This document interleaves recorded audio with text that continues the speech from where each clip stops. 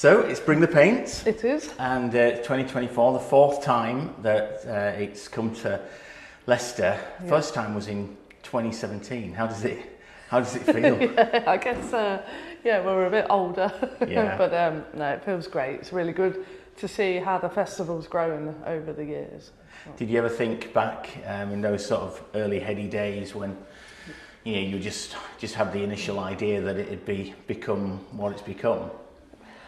I think we've always been pretty ambitious, but I don't know. I don't think I could have imagined it getting to where it has. We've always hoped and dreamed of huge things happening in this city and making a real impact. And I guess the imagination is there, but is it doable? So. Well, the thing that strikes me as well is that the city's got behind it as well. I mean, I can see Bring the Paint, posters, stand-ups everywhere. Yeah. You got the guys that visit Leicester, Big Leicester. Everyone's really seems to be important. So you must have done a lot of connection with them to get Yeah, I mean, it's a bit of both. I guess we've put in a lot of legwork behind the scenes, and also we're really fortunate in Leicester to have quite a forward-thinking council, university, Bid Leicester. Yeah, they've all got involved. Bid Leicester understand the opportunities for placemaking, for business, so that's a strong argument for their support. Leicester City Council, Tourism Gold, I believe, is something that's been said before. However, forward-thinking institutions, which is refreshing, definitely, for sure. So we've got loads of murals, basically, and I suppose the main reason I wanted to talk to you today is because there's so many, but I want to try and narrow them down. Yeah, okay. What are the top 10 must-see? For whatever reason those is. Maybe it's a reason for yourself, maybe there's something unique that's happened with that particular work, but I wanted us to choose 10. Yeah, of this year? Of this year. Okay. And this is tough, right? Yeah. Because you've got so many good works. So we're going to choose 10 and just talk about those pieces. Yeah. Okay, so if we're choosing 10, I'm going to say it's not because they're necessarily the best murals, because I don't think there is a best. Maybe it's because they're either interesting or their location is interesting, or there's a bit of, we'll go with that route. Yeah, and then we'll I'm go not with that upset one. anyone. We don't want to upset anyone. If you're not in the top 10, it's okay, you're still great. You might be in my top 10 still, but... Yeah, exactly. Yeah. All right, so in no particular order, who shall we go with first? Okay, so we shall start we'll start at Gower Street. I'm going to walk across the city in my head, I reckon. UGLOE, I guess. But there's other walls around there. So, Nuno, idol. Who are all awesome, but UGLOE, it's her first large-scale festival mural. So I guess it's kind of interesting to me. She's got a real raw... I describe her style as raw underground, almost street hooligan graffiti. What is her background? Do you know much about that? Just as a graffiti writer, definitely not. She's an incredible artist. Her illustration work's awesome. There's an exhibition happening at Phoenix Digital Art Gallery with some work she collaborated with Rich Peacock on, and that's glass gilded artwork, and that's super cool. So she is an artist in her own right, but she's also a very raw graffiti writer. So Bring the Paint, what we try and do is have a platform, so we have like your big names like your Smugs and Mr. Cenz and so on, who did the street art and amazing realism, and then we also try and give those slightly more underground writers that platform to be on the same page, to meet it in the middle in a like authentic way that's fun. And I think this is what UGLOE's wall does, and it's a nice example of that, and it's a nice example of not lifting, sounds like they need lifting. She's incredible on her own, she doesn't need any help, but it's nice to have those writers in that same arena. Yeah.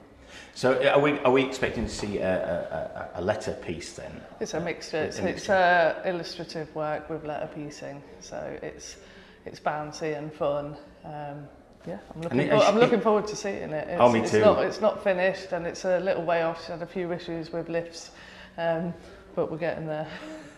Okay, so that's UGLOE. And is she a local artist, or do you know whereabouts she's from? She's down from London ways, so yeah, she's a UK artist. Okay, great, and that's on Gower Street. Gower Street, yeah. All right, that's number one. So UGLOE, and who are we going to go to next? I guess just round the corner from her, it's Nuno Viegas. I guess for obvious reasons in one respect, but a similar thing, it's that fusion of like, he is an incredible artist with realism and bouncy bubble letters in the background, but it's effectively, it's like a character and it's holding a plane, a fold up paper plane, and it's like a hollow t-shirt balaclava character. And it looks really cool and it's really impactful, but also it's interesting because it's that topic of underground graffiti writing but presented by a street artist, so it's almost the opposite of UGLOE, and that's why they're in the same neighbourhood. So you've got a graffiti writer coming into street art, and then you've got a street artist who's documenting graffiti writing. So the curation of that then was intentional, putting those two so close together? Yeah, because it's just an interesting conversation, and I think, you know, we have a lot of discussions, we'll do talks, we'll I can see a magpie in the background. We'll have a lot of chats about stuff with different organisations, and it's nice when you're walking around the city and you can have those conversations and that dialogue. So, and Nuno's from Portugal, isn't he? Yeah. He's come over from there. He's painted here before, and I want to say, was that last time 2022, or was it the one before? It was 2022. 2022. Yeah. So it's a similar piece, and it is a yellow background, which is actually his tag. Yeah, that's in bubble letters, isn't it? But he blows it right up, and then he puts this, you know, other bit of imagery that's representative of graffiti culture and maybe where his background is from, that goes in the middle. Yeah. Very impactful. Yeah, super cool and completely different. Like UGLOE's is like, there's loads of madness going on, whereas Nuno's like a stripped back, real nice, like an ice cream. Great, love it. Okay, right, number three. Number three, I'm trying to think. So head into town, into the city centre, Church of Bestever, maybe. Oh, okay. Up the stairs at... This is the Haymarket stairs in the centre of town. Haymarket stairs. The buildings was a really, you know, it was a theatre.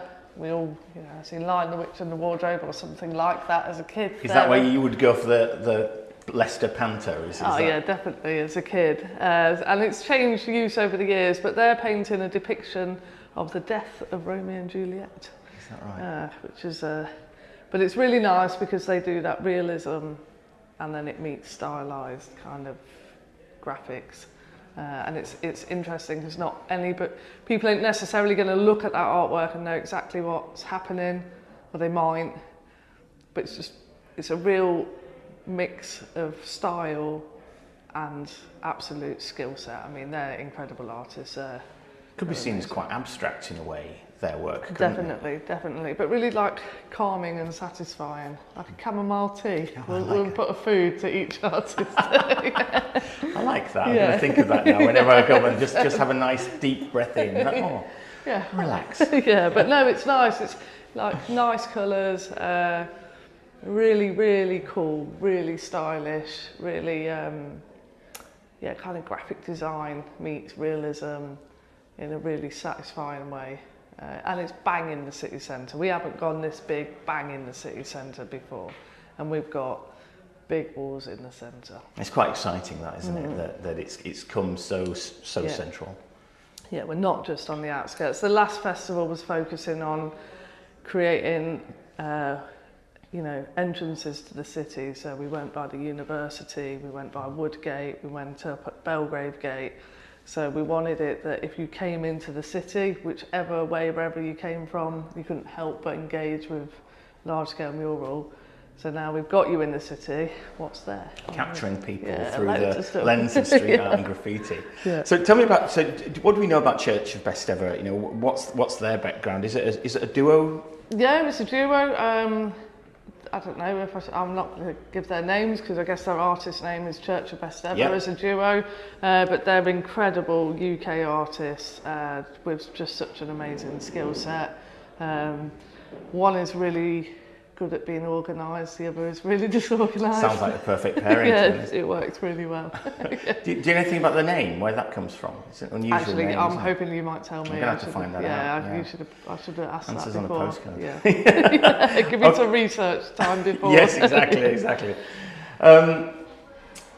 But how exciting that it is in the centre of town. I mean, it is bang in the centre, and that was really interesting because you have done some work in the centre of town, but it's mainly been like pavement art. Do you remember you've done a few bits we've done that a lot weren't permanent? Yeah. It's always been 3D pavement art for the city centre stuff. It's engaging, it's wicked, and we would do that again. I love the 3D pavement stuff because it's super engaging, but there's a significant cost on that. Is that? But yeah, it's really nice that there's going to be large-scale public work, which takes me to our next slide. Okay. Yeah, so round the corner, the other side of the building, we've got Mr. Cenz. And I think this is nice because it's the first time he's been at Bring the Paint. And we keep meaning to, but we've kind of, calendars are clashed or whatever. But we've got him this time. It's really cool. It's really nice. It's a bus station entrance just to the left of it. So it's kind of as people are leaving the city, they're just on their way home, they just get something like cool just on the way back. He's a remarkable artist, isn't he, Mr. Cenz? Cool. I mean, he's one of these real heavy background in graffiti, but then you look at some of this work and it's just the most outrageously stunning portraiture that you've ever seen. And what was wicked about Mr. Cenz that I found really cool was his process. So with most of the artists, a lot of it, depending on who the building owners are, some people are more interested in what's going to happen, others we have to argue our case quite a lot. So this one was, right, can we know what's been painted? So he sends a photograph and says, I'm basing it on this, but it's going to be mad psychedelic and loads of colours. And then sends his paint list, which has none of the colours of the image. So you're like, okay, it's going to be mad psychedelic. Wicked, and yeah, really nice. And it's just so nice seeing people, bus stations aren't full of really super rich people. They are regular folk who are getting a bus into the city and getting back home. And it's nice that as people arrive and leave the city, they're confronted with something that just might inspire, just make them feel good, or that lasting impression is rather than just a blank wall or a casino or a road. It's something that's a bit different. Yeah, it's nice, isn't it? And he freestyles a lot, doesn't he? Absolutely. I mean, he said it's going to be based on this, but I'm just kind of going to run with it. See what happens. And I love that. And that's what's really nice about Bring the Paint is the ability to have that creative freedom for the artists. And again, that goes back to us being so fortunate with our institutions that are in place that trust that process. They've learnt to, and they've got behind us from the beginning. Trust's a big thing, isn't it? When you say, okay, I'm going to do a graffiti festival, you've got to have trust to say, okay, well, this is going to work out. Something good's going to happen here. Yeah, and you look at the economic impact on cities of street art festivals, and when we did the first one, it took us 3 years to get it off the ground. I think the first real UK graffiti festival was probably See No Evil with Inky that really brought in, That was down in Bristol, was it? Would it have down been? In Bristol, you had people like Jukebox Cowboys painting, they were one of my favourite crews. And, you've got... This happened, but now it's, you have got a lot of cities, and I'm not saying cities have jumped on the bandwagon at all. You've got individuals like myself who are interested in this, pushing boundaries to make stuff happen. So it's wicked, you've got the South End Jam, that's super cool. Yardworks, the guys up there, like absolutely smash Yardworks it. in Glasgow. Yeah, Yardworks in Glasgow, really cool event. So there's a lot more data now. So they don't have to trust as much. There's arguments, we have, people are looking at economic impact statements, they're looking at visitor numbers and, that alternative tourism that you yourself promote. So that's why people like you are so important, because you help us make it happen. Correct. Yes. Yes. We need you. Well, thank you, yes. Okay, number 5, where are we going? Okay, where are we now? So we're in the city centre. Ooh, I just realised in my head when... Are we going to have to double back somewhere? Yeah, we might have to double back, I'm not too sure. I think I should probably hop down to Flying Fortress really for that reason. I said, I was talking to Smash, which is nice, as he was sketching absolute awesomeness at the hotel the other evening. And he was asking, do you enjoy the festival? And we probably looked a little dishevelled. I was probably thinking, what's happening? He says, do you enjoy the festival? And I says, what I do is I have a word with my 15-year-old self. And then I look across and I'm sitting across from Smash, who's doing like awesome loose pencil sketches after pencil sketch just across from me. And says, and that's your motivation. So for me, Flying Fortress of Jukebox Cowboys, one of my favourite crews when I was, you know, a lot younger, reading magazines, and I remember there being some mad Jukebox Cowboys spread and they all had the jackets, and I was just like, yeah, that's super cool. So when we first got him, I was well happy. He's from Germany, yeah, right? He's from Germany, and yeah, he's just wicked. So it was really nice to just have him painting, and he's collaborating with Henrik's, and then he's also, his site is a really good site to go to because now I can mention the other artists on the corner. So as you go around, you know, you've got Hef's Catch, you know, major like legendary graffiti writers, then you've got Voider and Peaches, who are more like the street artists, and then you've got Net One, who's from Leicester, and he's up on the stage with these guys. So yeah. And which area is this again? Churchgate. So Flying Fortress is on Vaughan Way, which is the ring road. On Churchgate, which is the same building, you've got these guys, and then you've got some local guys on Blake Walk, which is the parallel side of the building. So it's worth just getting down there because you'll capture about, I don't know, probably like 15 pieces all in one spot, so it's nice. It's like a must-see spot. So Yeah, Flying Fortress, one thing I didn't know, so he was part of that crew that was one of the crews that went to See No Evil in Bristol, and now he does his own thing, is that right? Yeah, I mean, he's still, I guess, part of the crew. I don't know, that's, I guess, yeah. I don't. But he does sort of character-based work, doesn't he? Yeah, really called the Teddy Trooper. Is that what it's called? Yeah, it's called the Teddy Trooper, and if you go on his Insta or his Instagram or his website, he has like these little models of Teddy Troopers, and he always collaborates with different artists, and he ain't bothered if they're famous or not. He's doing these cool collaborations, doing some stickers with them, and these little characters, yeah, super cool. And yeah, a real crowd pleaser for graffiti writers, for that kind of step where a graffiti writer will enjoy that street art style, but it's still from that background. Fabulous. Yeah, it's cool. All right, so Churchgate, was it? What did you say? Yeah, Churchgate. Number 6, where are we heading now? We'll go to Lucy Danielle, I reckon. Okay. She's on the high street with Wild, N4T4 and Filth, Verna Poppy, Kino Bino, Sam Grubb. Definitely a Tempo 33. And it's just really nice to see her, like she's a mate. Like, for many years we've travelled a lot together, we've done a lot of things together and had a lot of awesome experiences. So as she's a friend, but also like she's blown it out the box this year. Like what she's, I first seen Lucy's stuff. I remember looking at a jam, like it were photos of some, and it was like a female jam, and she was one of the artists at this jam. And I seen a piece, and it was the one piece that I turned around at the time to my fellow. I said, I really like that. I says, I kind of feel like that's not a really feminine piece. It was just really cool. And then what she's done at this festival is like realism. There's a little bit of train heritage in there, a little bit of abstraction.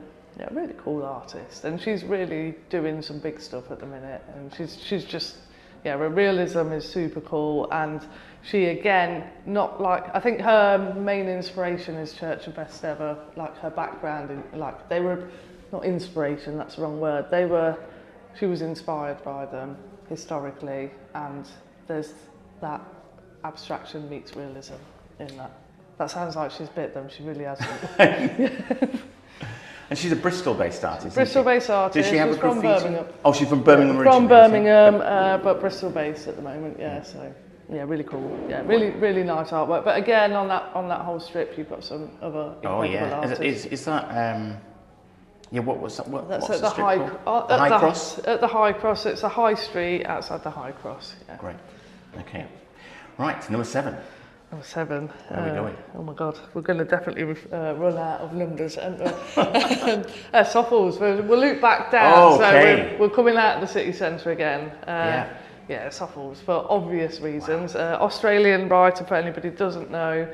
I think one of the writers who really did one of the first wall graffiti videos that really inspired like a style of filming, and also you've always had like train graffiti videos that are really cool in action and mad action, and he managed to turn like wall graffiti into that really cool slick time-lapsed effect on the Limitless video. He did it infinitely. I did not know that. He was one of the first artists to do that. Well, I don't know if he was one of the first. That's probably complete slander to loads of other artists, but he was the one that I was aware of. So I feel like for me, Mad C did that Jurassic wall, and I remember it being like somebody used like 1,000 cans, and it was one of the first times you really paid attention to wall artists going big. And then obviously since then it's gone bonkers and everything's like on steroids. Yeah. But SOFLES did the Limitless video. It was about 10 years ago, and Selena Miles filmed it, so it was one of her first, you know, graffiti videos that was out there. She went on to do Martha Cooper, A Picture Story, some other stuff, loads of cool stuff, following one-ups around, etc. So having seen stuff like that, and then having him in Leicester, and he's doing like a massive face, he's doing a piece, and his pieces, like, they look better in real life. They're like, you don't think it can get better than what you've seen online, and then you get up close and personal, and you're like, geez. Blows you away, doesn't it? Yeah, but he has got his work cut out. Like, I don't know anybody who wants to take on a wall that big on their own. Oh my God, there's other walls. You're making this really difficult by limiting it to 10. See, there's so many. This is why this was a difficult ask. Because I'm many good works. My list as I'm walking along. Yeah, I'm just thinking. But either side of him, he's got designer on one side, face, character, really cool. Ruello the other side, face and character, and you know they're again friends, but also just amazing artists that I'm proud to know. I mean, it's going to be a really good spot to go and see some quality work there, isn't it? It's really cool. And then you've got like another artist, Brazilian artist, who's just moved to the UK called Guime, Guime. He's painting there. There's going to be Curtis Hilton and Sled One opposite. Is that right? So I can take you down the road, and then we're going to go back to town. Well, let me ask you about SOFLES first. Just going back to how did he get him over? I mean, because I know SOFLES' work, and I'm a bit of a fanboy of SOFLES as well. I've been fortunate enough to go to Australia a few times, and he's big over there, you know, in Brisbane and Melbourne, and you know, he does some great work. So, how do you get him over? I think, without sounding like, I don't know, sound not too ego here, but we've worked really hard to make a festival where all artists are equally welcome, all artists are really looked after, that it's fun to come to. You're not just coming to paint a wall. You don't just, you know, festivals arrange a lot of stuff, and there's, you know, all the background logistics, but it's making it so when the artists get here, from when they arrive, they're looked after, they are with their peers, so the curation of the lineup, so they all start having fun. The minute we get a sense of ego, we don't really care who that artist is, we're not interested, so we try and move on from that. And I guess it was a recommendation. I spoke to Smug and said, look, can you have a chat with him? Because, you know, you can reach out on Insta, but these guys get messages all day long. And he'd heard of the festival, which is always nice. So he'd heard of the festival, and I guess Smug told him, just come along, it's cool. So brilliant. Is that better? So friends in high places then? Apparently, yeah. I think we're on number 8 now. I think we're 8, 9, 10, 3 left. 3 left. Yeah, so this is This is getting tough, isn't it? Yeah, it is. So I'm going to go with, again, changing my mind. I'm going to go with Taps and Moses again for a similar but different reason. Is everybody I've seen. So Taps and Moses from Germany, completely elusive underground graffiti writers. Nobody, you know, they've got a great series of books out. Really underground, really unknown. Nobody knows how to get hold of them, but Bring the Paint can. And the amount of people I've seen open up the map and swear and go, like when I've looked at the graffiti people, Jesus, how have they got Taps and Moses? Wow, and that's cool. Like Taps and Moses are wicked, but it's quite cool to see that. I saw a friend who organises another festival, and he was with his friend, and they just checked in and they opened up their map. And I was just in the distance, and I've seen them open the map, and they're looking through, and I've just seen them go and look at each other, and yeah, wow. I won't swear, but that's what they were doing, like, how the hell? So, kind of nice, that kind of having, we got one-ups back in 2019, and at the time people couldn't, that was before they were really doing festivals, they hadn't done Miami at that point, so again, it was really unique, and it's nice to pull out the shiny card sometimes.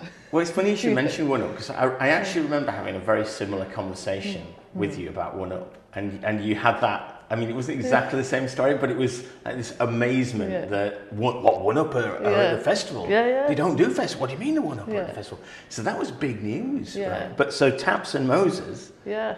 So each year we try and have something like this. So, you know, previously Howard Nosum, One Ups, and Taps and Moses, like. And what sort of stuff do they do, Taps and Moses? What might we expect to see? So they're really famous for their blue and yellow throw-up style, and their train graffiti, and then their splashes of colour. So blue and yellow are their colours, and I guess seeing what they're doing is like a chop-up of those throw-ups. So the site with Gower is a boarded up site, so they've almost made it as if, you know when you paint a piece on some hoarding, and then they take that hoarding down and rejig it? They've just done that from the beginning. So I'm wondering if we could rejig it later on. It's like some big jigsaw that you've got to discover. So it's cool, so it's cool and it's different. And it's really nice, it's that kind of like, what the hell? Right. Exciting. All right, number 9. Number 9, right. Okay, ERTJWE. Let's go with ERTJWE is down on Yeoman Street. Now, ERTJWE doesn't, when you read it, doesn't seem like it should be ERTJWE. I mean, I'm saying this with absolute confidence, but we've been really fortunate to have a Dutch placement working with us. She's at the university. Lindsay, thank you very much for all your help. Thank you, Lindsay. She's been awesome, and she's been liaising with the artist. And then when I realised that this artist was Dutch, just out of curiosity, since we might be having us on, but I've passed this on to everyone, so there's tour leaders giving it out now, so if it's wrong, I'm sorry. But ERTJWE isn't using a single can of spray paint. Wow. But he is using emulsion on his building, and it's all emulsion, and he's painting. So if you've attended Bring the Paint before, you might be aware there's a really tall smug of a woman with a bird on her shoulder. Goes right up the car park, doesn't it? Yeah, so go into that car park, and there's an adjacent tower that's actually slightly taller than Smug's, so that'll damage his ego. And then and it's depicting like a train writing graffiti scene, like a couple, one's got the bag, the other's painting the tube, and it's really cool, it's nice. Is that, and I mean, ERTJWE, is ERTJWE another of these artists that does many of these types of festivals? It's one of the first times I've come across him, really. Yeah, I haven't seen him do a lot of festival work. He's just an artist that we've noticed a lot on Instagram, just seeing his artwork and really talk, he's an artist I've really enjoyed. And I just thought it'd be really cool to share that enjoyment. They're good fun to look at his works, aren't you? Because you're right, they often, from what I've seen, they seem to be like, you can see there's a heavy like influence of yards and trains and things like that, and these sort of like characters that are running around, perhaps up to no good, I don't know. But it's just, they are fun to look at. They're great fun to look at. Yeah, and that kind of, photography of train graffiti is really interesting, and he's kind of captured that, but in a caricature kind of way. It's cool. Yeah, really nice. Definitely worth checking out. And the size of it. Again, you've got some big murals in Leicester, but next to the Smug, which was big when that was painted. I didn't know it was the ERTJWE one was going to be slightly bigger. It's enough to piss Smug off. Well, you've already got one. I think last year in 2020. Well, that's 2 years ago. You had Leicester writers. Painting an even bigger tower. 82 metres. Is that the biggest in? It's the biggest in Europe, tallest in Europe, and 4th tallest in the world. It was 3rd, but Canada took it again whilst we were painting it. So but we were 4th. So we're 4th, and all Leicester writers: Richard Peacock, Lee Drummond, Ben Edwards, Cian Tuckley, and Winglow, and they all worked on that. So it's amazing. Yeah. Right, we've got one more from 2024, Bring the Pain. I've got cheat mode on this one then. Go on, who's that? Cheat mode? No, my cheat mode on this, I'll pull out the cheat, is at Leicester Bowls Club is 10 archways. So all of those archways. Nice. Which is Super A, Triple, Cost, Dissect, Crutz, Strayed, EMSA, APA, Oh Boy, Diner.